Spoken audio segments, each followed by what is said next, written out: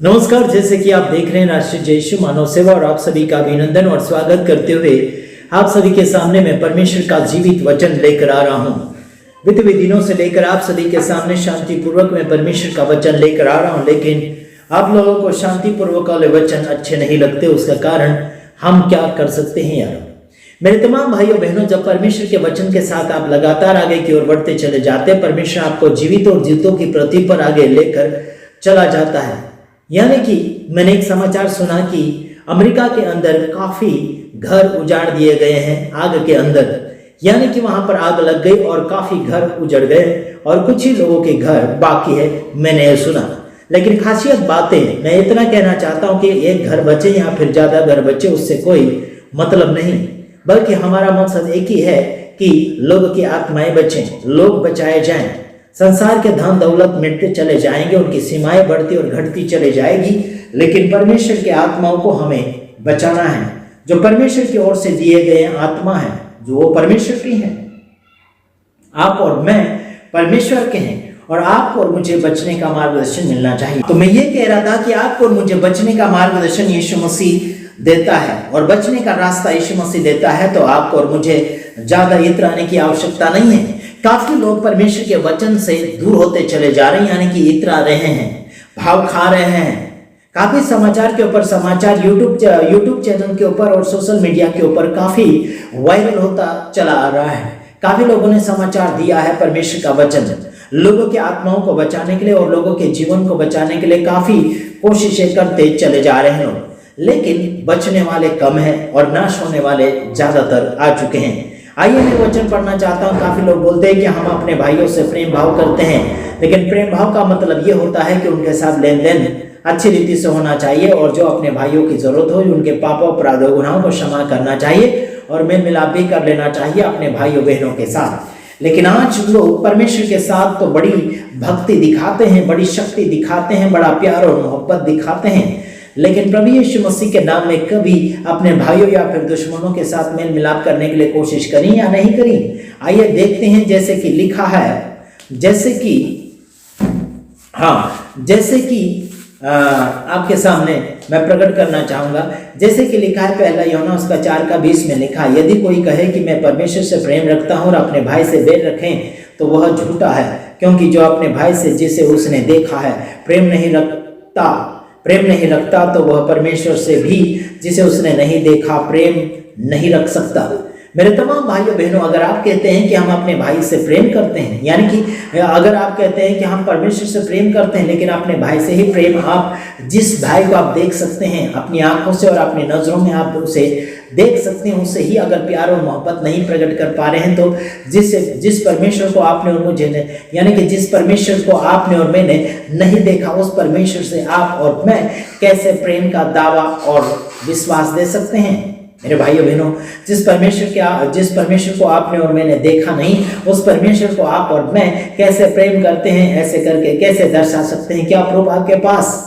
मेरे तमाम भाइयों बहनों, जो आपका भाई आज आपके साथ चलता बैठता उठता खाता पीता है, उसके साथ अगर ही आपका प्रेम भाव बराबर नहीं है, तो आप जिस परमेश्वर को कभी नहीं देखा उसे कैसे प्रेम प्रकट कर सकते हैं? उसे भी नहीं प्रेम कर सकते हैं। बस दिखावा और कहावत है।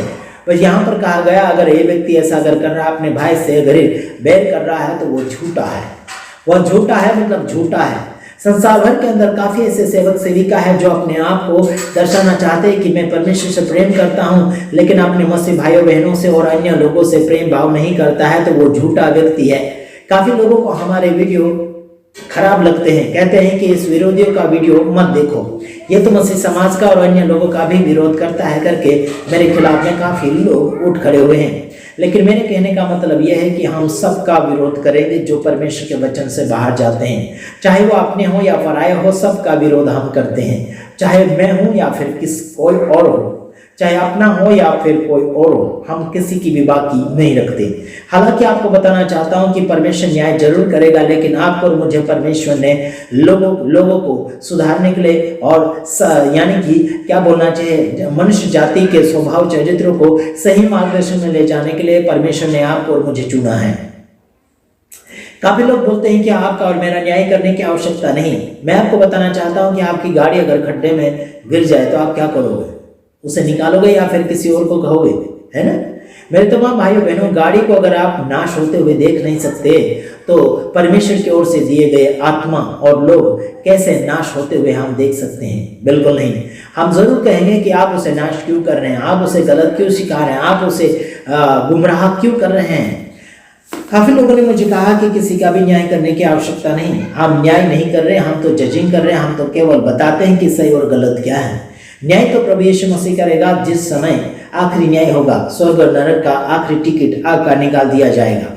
बस हम तो स्वर्ग और नरक में किस रीति से जाना है, किस रीति से बचना है, वही हम आपको बताना चाहते हैं। स्वर्ग में कैसे जा सकते हैं और नरक में कैसे जा सकते हैं, और स्वर्ग यानी कि स्वर्ग में दाखिल आप होना चाहते हैं तो क्यों, कैसे, और नरक में दाखिल होना चाहते हैं तो क्यों, कैसे। सारी बातें मद्देनजर रखते हुए हम आप सभी को यही सिखाते हैं कि आप परमेश्वर के वचन के साथ आगे की ओर बढ़ते चले जाइएगा। लेकिन आप परमेश्वर के वचन के साथ बढ़ना ही नहीं चाहते तो हम उसमें क्या कर सकते हैं? यहाँ हम उसमें क्या कर सकते हैं? आपकी सेवा हम क्या कर सकते हैं? आपकी सेवा में हम हाजिर हैं, लेकिन आप राजी नहीं हैं, है ना। अपने भाई से प्रेम नहीं रख सकता तो नहीं देखता उस परमेश्वर को कैसे प्रेम कर सकता है। काफी लोग परमेश्वर को जगाने के लिए कोशिश करते हैं, कोई घंटा बजाता है, कोई घंटी बजाता है, कोई क्या क्या बजाता है। आपकी श्रद्धा को हम ठेस नहीं पहुंचाना चाहते हैं, बस सलाह दे रहे हैं, बस जागृति कर रहे हैं, बस आपको सही और गलत का खुलासा दे रहे हैं। आपने सुबह सुबह उठकर किसी को घंटा बजाकर, किसी को घंटी बजाकर आपने उठाने के लिए कोशिश करी। क्या आपका ईश्वर सोया हुआ है?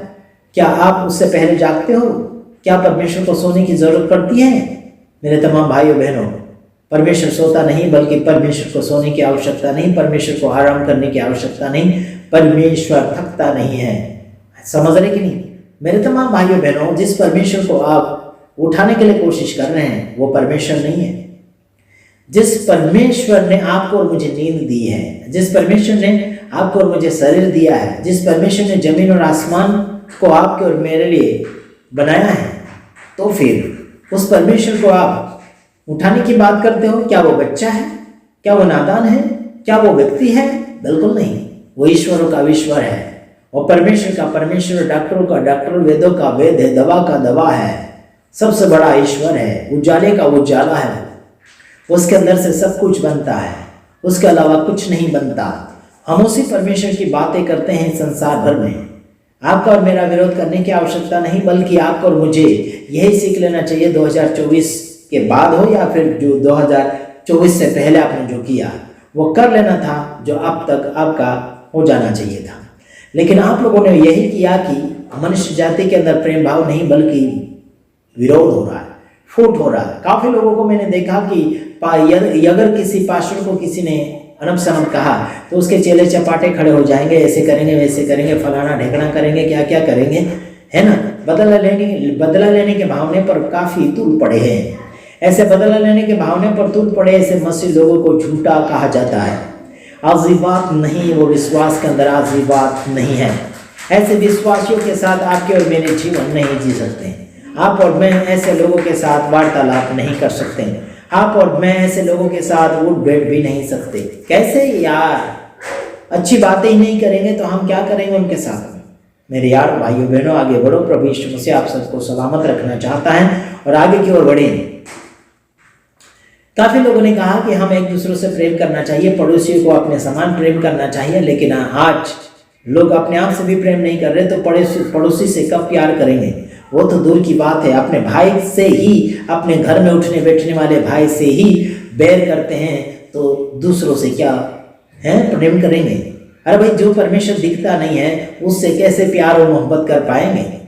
कुछ ही समय के लिए भक्ति और घंटा और घंटी बजाकर परमेश्वर को खुश करना चाहते हैं, आराधना स्तुति करना चाहते हैं, 1-2 दिन उपास रहकर परमेश्वर को खुश करना चाहते हैं, लेकिन है ना, जरूरतमंदों को खुश किया कभी? किसी को कुछ जरूरत है, क्या उसे आपने दिया कभी?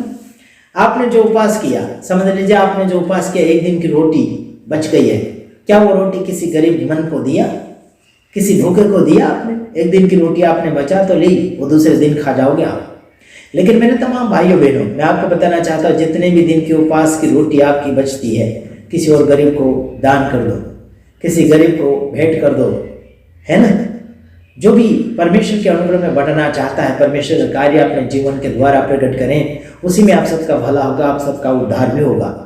उद्धार के मामले में काफ़ी आप पीछे हैं, है ना। संसार के धन दौलत बटोरने के ऊपर काफ़ी नंबर 1 बनने के लिए कोशिश करते हैं, रात दिन एक कर देंगे। हमारे गुजरात के अंदर अधिकतर कंपनियां होती है, अलग अलग प्रकार के प्रोडक्ट, यानी कि अलग अलग प्रकार के क्या बोलना चाहिए, चीज़ों की कंपनियां होती, कोई कपड़े की। हमारे गुजरात में सूरत के अंदर अधिक से अधिक, ज़्यादा से ज़्यादा कपड़ों का यानी कि फैक्ट्री कंपनी होती है। सस्ते में भी बिकता है और ज़्यादा कीमत में भी बिकता है, और वहाँ पर रात दिन मशीनें चलाई जाती है। दिन के कारीगर अलग होते हैं और रात के कारीगर अलग होते हैं, मतलब रात दिन के मजदूर अलग अलग होते हैं। काफ़ी लोग डबल ड्यूटी भी करते हैं, कभी 36 घंटे करते हैं, कभी 12 घंटे करते हैं, कभी और कितने घंटे करते हैं, पर करते जरूर है। पर रात दिन कंपनियां चल रही है और बिजनेसमैन रात दिन के पैसे इकट्ठा कर रहा है, उसे नींद नहीं आ रही है मेरे यार। कुछ लोगों को पैसे कम होने के कारण नींद नहीं आती है, कुछ लोगों को ज़्यादा पैसे होने के कारण नींद नहीं आती है, कुछ लोगों के पास आनंद ज़्यादा होने के कारण नींद नहीं आती, कुछ लोगों के पास आनंद कम होने के कारण नींद नहीं आती है ना। बराबरी में तो चल ही नहीं रही, कभी कुछ, कभी बढ़ गया, कभी घट गया। इसके कारण उसके साथ में अपने जीवन और चिंता को निभा रहे हैं। मैं आपको बताना चाहता हूं कि सबसे बढ़कर परमेश्वर से प्रेम करना चाहिए, और वही परमेश्वर आपको और मुझे भाइयों से और दुश्मनों से प्रेम करना सिखाता है। अगर परमेश्वर को आपने जाना नहीं तो अपने भाई से भी प्रेम नहीं कर सकते, क्योंकि आपने परमेश्वर को जाना नहीं। और आपने अपने भाई से प्रेम करके देख लेना चाहिए कि परमेश्वर से आप प्रेम कर पाओगे या नहीं। पहले अपने भाई से, अपने दुश्मन यारों से, है ना, अपने विरोधियों से प्रेम भाव करके देख लीजिएगा, तब जाके आप सबसे सो पाओगे कि परमेश्वर के साथ आप प्रेम भाव कर पाओगे या नहीं।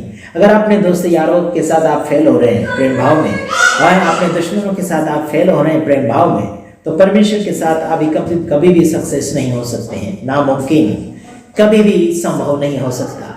मेरे तमाम भाइयों बहनों, प्रैक्टिकल के रूप में प्रेम भाव प्रकट करना पड़ता है, वरना आप धोखे में पड़ जाओगे और दूसरों को भी धोखा दे देंगे।